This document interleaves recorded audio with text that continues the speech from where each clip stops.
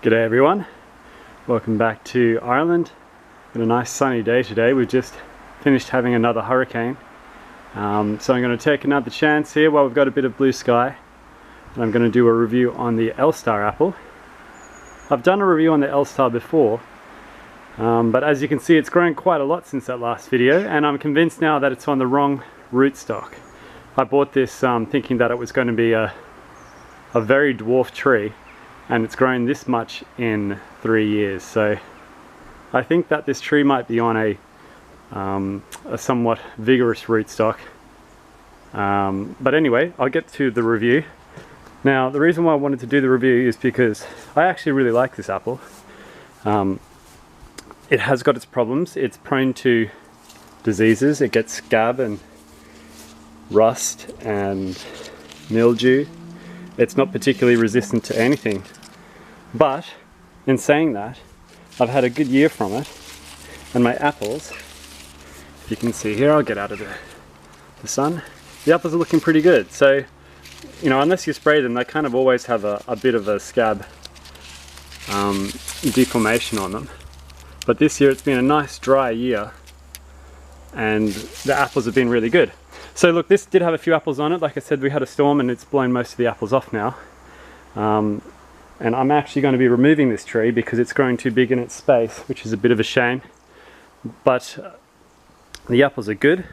I probably won't be replacing this space with another Elstar. I'll be going with a disease-resistant apple.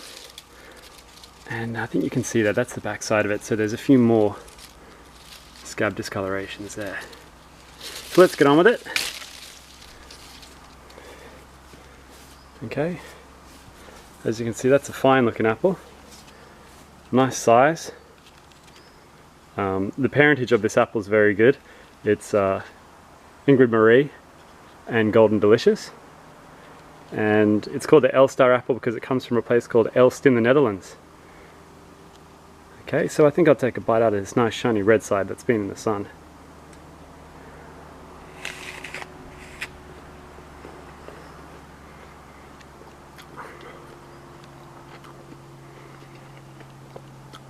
You can see the juice that came out of it.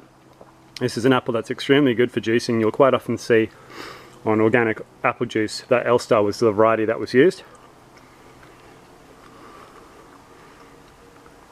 It has a yellowish flesh. It's crunchy. For me, it's just perfect, the density. It's dense, but without that having, it's not too hard to bite into, so it doesn't hurt your teeth or your jaw. It's absolutely delicious. It tastes, it actually tastes just like really good organic apple juice, which is amazing. And they also say that this apple is good for cooking with, and really good for making apple sauce, and obviously very good for anything, any dessert that requires apple, because it's got such a natural sweetness to it anyway. So look, I'm a really big fan of this Elstar apple. It's actually one of my favorites. It's a shame that it isn't resistant to diseases, and it'll be great if one day they can either breed this with another apple that is disease resistant and get basically the same apple but with scab resistance, or if they can modify it somehow and make it resistant to scab without also having harmful effects. So there you go, there's the Elstar apple. That will conclude the review now on my apple tree here. Unfortunately it's growing too big for this space, but the good news is that I'll be able to report back on the new apple that I plant in here. I've got a couple on order now. Okay, thanks for watching.